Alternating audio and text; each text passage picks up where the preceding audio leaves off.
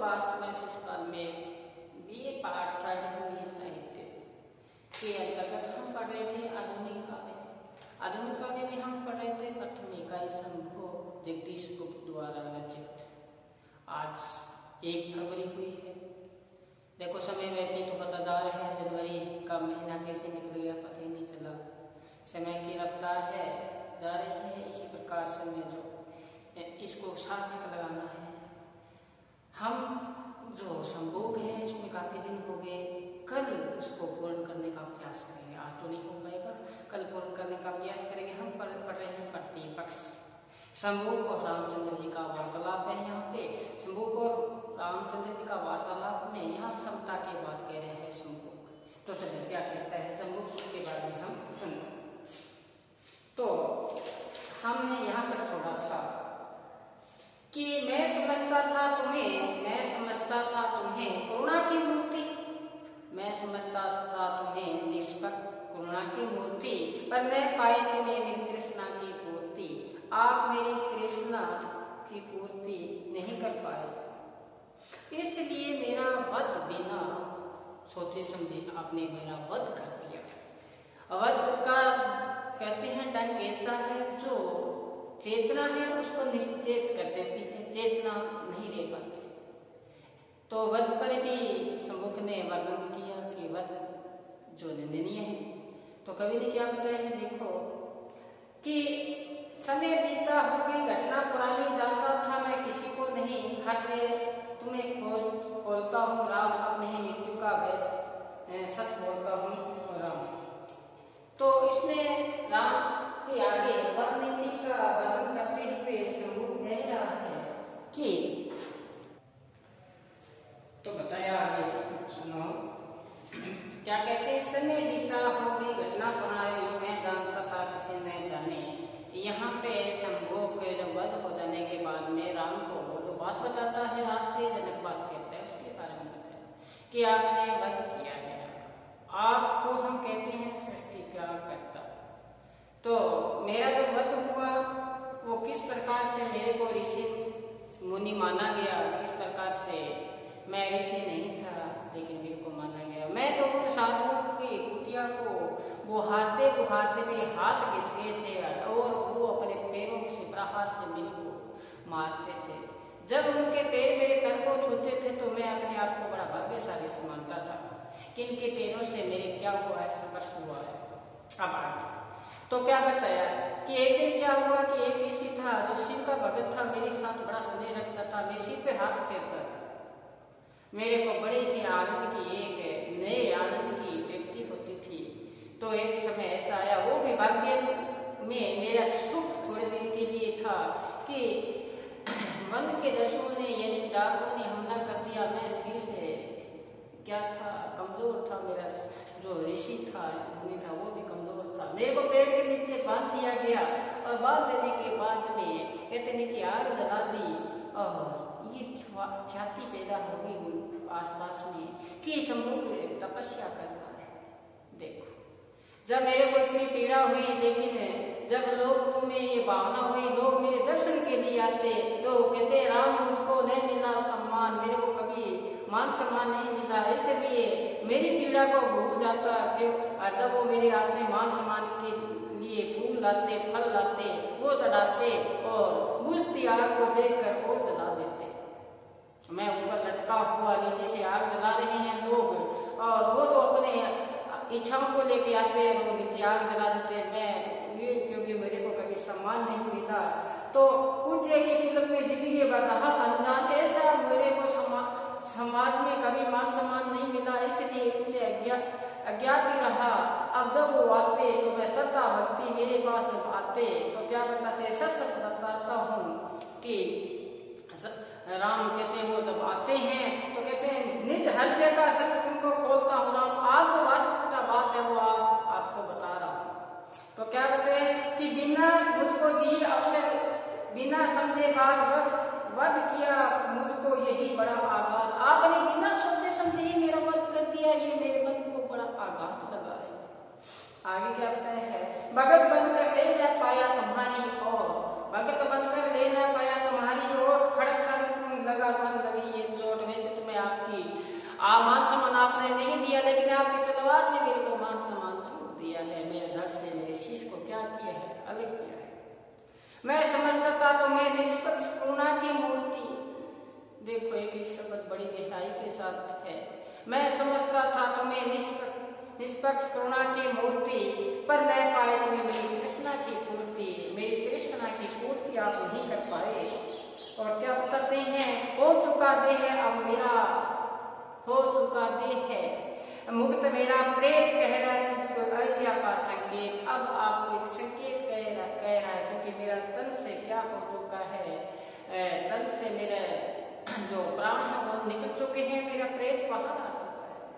वो संकेत दे रहा है, क्या बता रहा है। अब संकेत के माध्यम से बताया है कि कैसे बालक, कैसे उस का जो बालक था वो मृत्यु हुआ था। संकेत क्या, कौन संकेत बता रहा है, प्रेत के माध्यम से कि बालक कैसे, ब्राह्मण का बालक कैसे मरा। राम को ज्ञात नहीं है और इधर से किसको ज्ञात है, शंभु को ज्ञात है। देखो क्या बताया, कहते हैं कि विप्रो बालक तरु चढ़ा, कहते हैं मैं तपस्या कर रहा था और मैंने देखा कि एक बालक ऊंचे पेड़ के ऊपर चढ़ा है, और वो ही किसके साथ, गर्व के साथ, अहंकार के साथ वो बालक कहाँ चढ़ा है, एक पेड़ पे चढ़ा है। इस पेड़ पे चढ़ चुका है, सबको दिखा, द्रव सबको ये आभास हुआ कि बालक में बड़ा अहंकार है।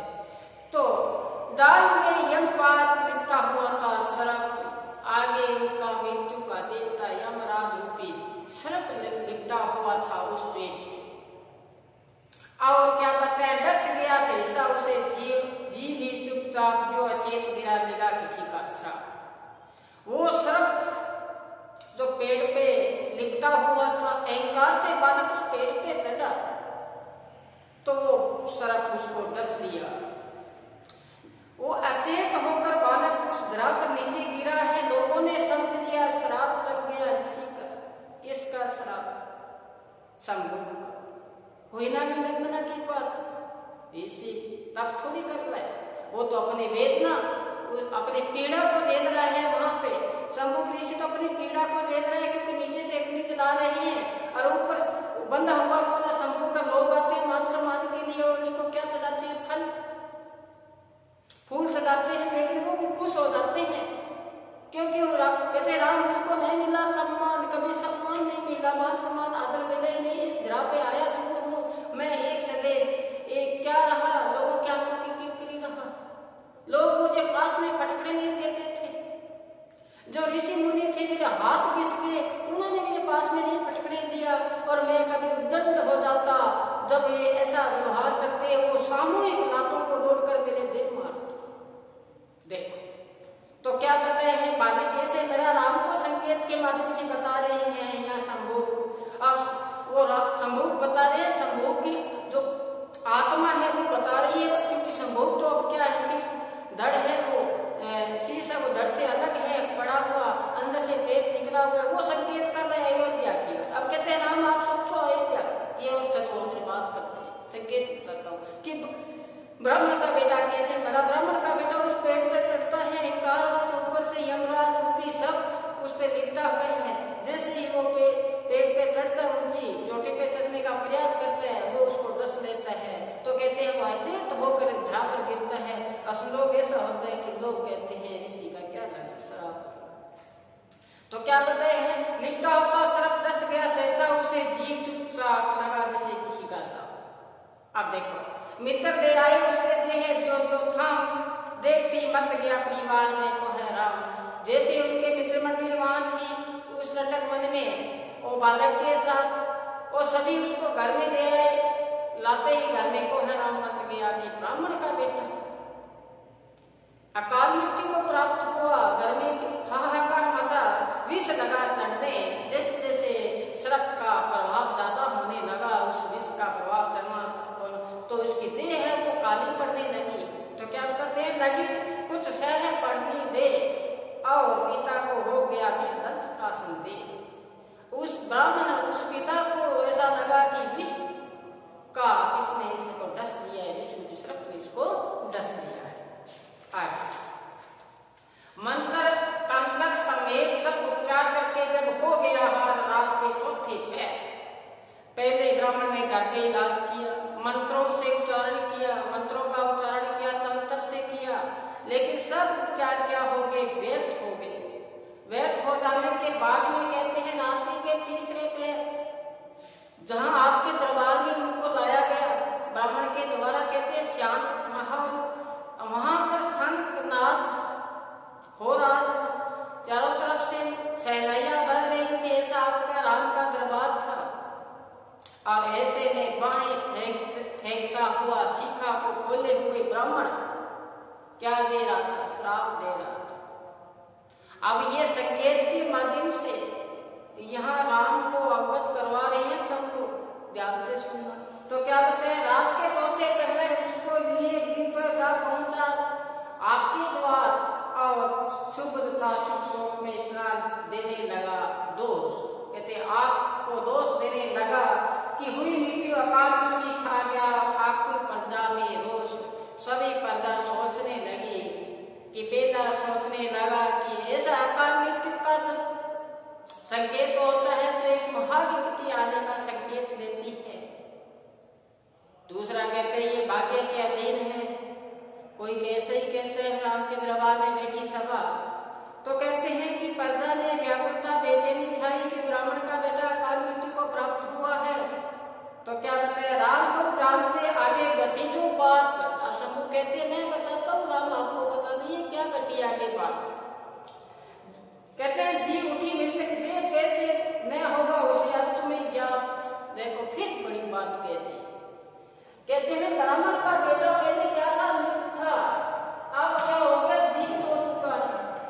और वो जीवित कैसे हुआ, वो उस बात पर मैं आपको खोल के बता रहा हूँ। क्या बताया कि मृत बालक अब जीवित कैसे हुआ, उसके बारे में मैं बताता हूँ। तो क्या कहते हैं, कहते तेल बर्तन नाम में तुमके संभाली थे, उसे मृत न होने का हुआ संदेह है। जैसे बालक को सर्प ने डसा, अब घर पे लाया गया उसको, और घर पर लाए तो नाव में लाए, और नाव चलाने वाला पतवार चलाने वाला नाविक जो था उसको एहसास हुआ कि इसको सर्प ने डस लिया है। तो क्या कहते हैं, सर्प विषनाशक जड़ी का उसे कुछ था ज्ञान, वो जो नाविक था उसको जब कोई सर्प डस लेता है उसका इलाज करने के लिए जड़ी बूटियों का उसको ज्ञात था। लेकिन आपके आश्रम में आपकी रात द्वार में जो वेद थे वो क्या थे, बुजुर्ग थे, इसलिए वो आपके उनका इलाज करने में असमर्थ हुए। तो ये नाविक था, इसने क्या सब जो इलाज थे व्यर्थ हो चुके। तो इस नाविक ने सोचा, इस नाविक ने जड़ी बूटियां लाने का प्रयास किया, इधर उधर से जड़ी बूटियां लाया है। कुछ समय उसको लगा, खोज लाया मूल, अपने उस जड़ को, उस मूल को खोज लाया, जो ही कंठ के रस में डाला। उस बालक के गले में जैसे ही कंठ में वो जड़ी बूटियों का रस को डाला गया तो कहते खिल गया फूल। देखो मुख रूपी जो फूल था वो खिल चुका है, यानी कि बालक जीवित हो चुका है। जीवित किसने किया, देखो बालक को जीवित किया है उस नाविक ने। किसने, नाविक के तो या नाव में सवार था या उस नाव में क्या था, सवार था। उसको क्या ज्ञात था, उसको ज्ञात था जड़ी बूटियां, उनको ज्ञात था जड़ी बूटियां। उस जड़ी बूटी से वो तलाश कर रहा था कि ब्राह्मण का बेटा कैसे जीवित हो, उसको सर्प ने डस लिए है। अब वो इधर वन में घूमता हुआ, पहाड़ों में घूमता हुआ वो जड़ी लाया और उसकी जड़ी का रस उसके गले में डाला है, तो वो रस से बालक जीवित हो उठा है। तो आगे क्या बताया, देखो कि खिल गया फूल। और ये बात किसको ज्ञात नहीं है, श्री राम को ज्ञात नहीं है। देखो बड़ी विडंबना की बात है, जिसको हम कर्ता कहते हैं, सृष्टि का कर्ता है, अजर संभोग सब बातें उनको अवगत करवा रहा है। चलिए मात्र ये संजोगी था जी उठा बाल, कहते हैं ये तो संजोगी था, इधर से तो मेरा वध हुआ, आपने वध किया, उधर से वो क्या ब्राह्मण का बेटा उसमें प्राण आ गए, यानी कि उनका मुख खिल चुका है। संजोग हुआ है क्योंकि वो जो नाव में सवार व्यक्ति था उसने क्या किया, वो जड़ी बूटियां उसके मुख में उधर से तो डाली, इधर से मेरा क्या हुआ है, वध हुआ है, तो ये क्या हुआ, दोनों का संजोग ही हुआ है मेरे दोनों का। तो आगे क्या बताए हैं, प्रकट कारण बना तत्काल, ऐसा कारण तत्काल बना कि मेरा वध हुआ, उधर से ब्रह्म का बालक जीवित हुआ है। पेट के संकेत मुझको बुद्धि संगत लग रहा है राम, और इस जगह तुम्हारी सर्वज्ञ आई नहीं कुछ काम। शंभु कह रहा है, कहते हैं आपको सृष्टि का कर्ता, आपको राम कहने में मुझे संकोच लग रहा है, आपकी सर्वज्ञता अब काम नहीं आई। और क्या बताए, था तुम्हारा चित्त क्रोध से भरपूर, क्योंकि देखो सबसे बड़ी बात यहाँ ये आई है, कहते हैं कि आप मेरा वध करने से पहले सोचा नहीं, आपने मेरा वध करने से पहले सोचा नहीं। क्यों नहीं सोचा, सोचने विषय की बात है ये, क्यों नहीं सोचा, क्योंकि उस समय श्री राम पर क्या स्वार्थ था, वो स्वार्थ था क्रोध का। कहते हैं क्रोध जब तन पर आवे, तन मन की शुद्ध बुद्ध बिसरावे, इसे आत्म भक्ति जाना। इसे कहते हैं क्रोध आता है तो तन मन की शुद्ध बुद्ध बिसरा देता है। राम को क्रोध आया हुआ था कि शंभु जो निम्न वर्ग का होकर तपस्या कैसे कर रहा है, वही बात उसको घर कर गई, क्योंकि यही बातें नारद मुनि द्वारा कही गई थी कि अब राम का नहीं होगा कल्याण। तो वो जैसे ऐसी बात कही तो राम को क्या आया, गुस्सा आया। अब जब कहते हैं कि जब गुस्सा आ जाता है, किया कराया सब जाए जाए हेकार, सब चीज चली जाती है, हेकार अंदर आ जाता है, सोचने की जो शक्ति है वो क्या है, चली जाती है। आखिरी में पेपर में पढ़ते हैं 3 बच्चों सहित 4 बच्चों सहित नहर में छलांग लगाई या गाड़ी की आगे आई, ये क्या हुआ, क्रोध हुआ, अपना आत्मघाती है, ये अपने आप को मार देता है। तो रामचंद्र जी की यहाँ पे क्या है, क्रोध आया है।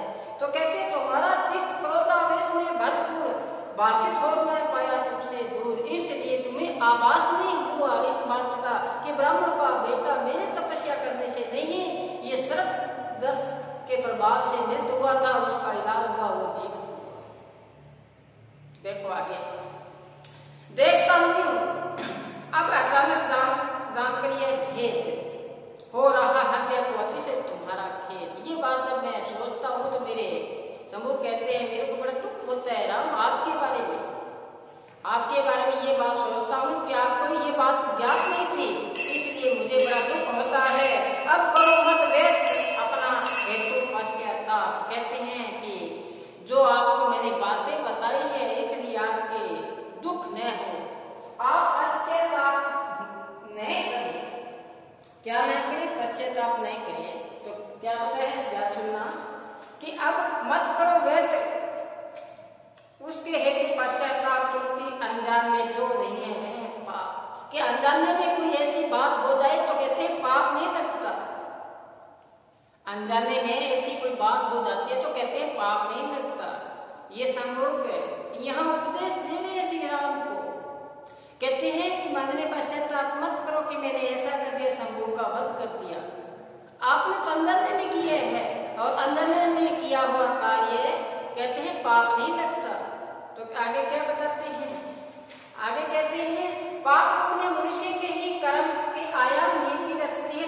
क्या कहूँ राम, ये पाप कर्म करना ये तो भाग्य है। ये क्या कहता है, लोग कहते हैं कि लीला है तुम्हारी, लोग तो ये बात कहते हैं जो भी इस प्रकार की ये घटनाक्रम हो रहा है कहते आपकी ही लीला है ये, और कहते हैं कि तो मानव के लिए बड़ा है भारी, आपकी लीला प्रत्येक के लिए क्या है, बड़ी भारी है। क्योंकि आपके राज्य में असमानता की खाई है, उसको कभी पाट नहीं पाए। क्योंकि वन के देवता ने राम को अवगत करवाया था, लेकिन राम ने अपने मुख से एक शब्द का उच्चारण नहीं किया था। कहते हैं ये चने को खाकर हाथ को चाटते हैं, और आपके जब यहाँ वन रक्षक आते हैं उन पर प्रहार करते हैं, उनको चोटिल करते हैं। अरे ये कहते हैं इनको कुछ कह देते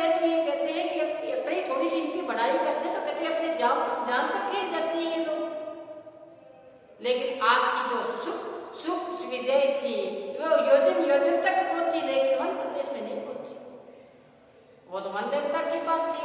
लेकिन यहाँ पर फिर कहते हैं कि किंतु मानव के लिए बहुत भारी, आपकी गलती मानव के लिए भारी है। फिर क्या उपमान दे देते हैं कि उनका उद्धार होगा। आगे सुनो, न्याय या अन्याय दोनों हो नहीं सकते कभी, मानव नीति से दूर बड़ा दंड विधान कैसे रह सकेगा व्यक्ति मन की सहमति दूर। गहनता न्याय में इतना उलझने व्यक्ति कितनी है विवेकी वही जो जब विषय व्यवहार में ही पथ बना ले, जटिल कुटिलता धर्म रथ की धारणा सा सुलभ कोई रथ बना ले। और है समाज वही सुसंस्कृत, है समाज वही सुसंस्कृत होता जहाँ व्यक्ति का सम्मान। समाज की यहाँ कल्पना की गई है संभोग के द्वारा कि समाज वो ही सुसंस्कृत है जहाँ व्यक्ति का क्या हो, मान सम्मान हो। और कहते हैं मानव की जो समस्या है उसका क्या हो, निदान हो। मानव की समस्या का हर जगह निदान हो। और राज्य सुसंस्कृत रहित द्रव्य है दसेगा नीति का सर्प है, जिसमें राज्य में कहते अहंकार से ग्रसित है उसको सर्प ही डसेगा। तो क्या कहते हैं, हे राम कुछ कहो मैंने कोई कही मुझे चूक, तो ले लाना ध्यान में निदेह होकर तुम्हें क्या कही शंभु। कहते मेरे द्वारा आपको बात कही कि बुरा मत मानना। शंभु कह रहे हैं मेरे द्वारा कही की बात का बुरा मत मानना, क्योंकि मैंने जो बात कही है ये देह से रहित हूं, मैं देह से रहित हूं। समझ में आगे बात, मैं अब देह से रहित हूं, इसलिए मैंने आपको ये बात कही है। इसलिए आप राम मेरी बात का क्या नहीं मानना, बुरा मत मानना। तो बताया कि समाज वो संस्कृत है जिस समाज में हर मानव की क्या हो, समानता के साथ प्रतिष्ठित हो। और कहते हैं कि राज्य में जो ऐसी संस्कृति नहीं है उस राज्य में उसमें द्रव्य है, अहंकार है, उस संस्कृति को क्या लगेगा, उस संस्कृति को कहते हैं नीति, यानी भाग्य ही उसको श्रप से डस लेगा। कहते हैं राम मैंने जो बात कही उस बात पर आप मेरे से कही बात में कहीं चूक हुई है तो मुझे क्षमा कर देना। देखो, और क्योंकि मुझसे तुमसे क्या कही संभोग, अब मैं और आपसे क्या बात कहूँ, क्योंकि मैं तो देश से रही हूँ, मैं तो प्रेत हूँ, ये बात कही है। आगे का जो पद है, आगे का पद है रकत तिलक, जो हमारा अंतिम है।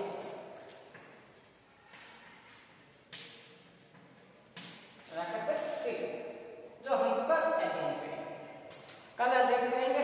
शाखा में लटके सम्मुख के कटे शीश ने शब्दों से गाढ़ा काला रंग का वमन कर एकलव्य के सचिन अंगूठे से कहा, उठो मेरी माथे पर अपने ताजे खून का तिलक कर। और पेड़ से उछली प्रतिष्ठा के राजा निष्ठे एक युग के मुझसे तलाश थी, मेरी नीति थी तुम्हारी ही हुई। यहाँ एकलव्य और यहाँ सम्मुख अपनी दोनों की बातें सामने राम के आगे रख रहे हैं। तो कहते हैं मेरा कटा हुआ जो शीश है उस शीश पर तिलक करना है और आपके कटे हुए अंगूठे से। देखो कितनी गहरी बात कही है। तो इसका अध्ययन हम कल करेंगे। आज बस इतना ही कर पर रहे, ये नहीं कहूँगा घर पर रहे, महाविद्यालय में आए और साथ में अध्ययन करें, अपने जो पाठ्यक्रम है उसका अध्ययन करें। आज का ही धन्यवाद।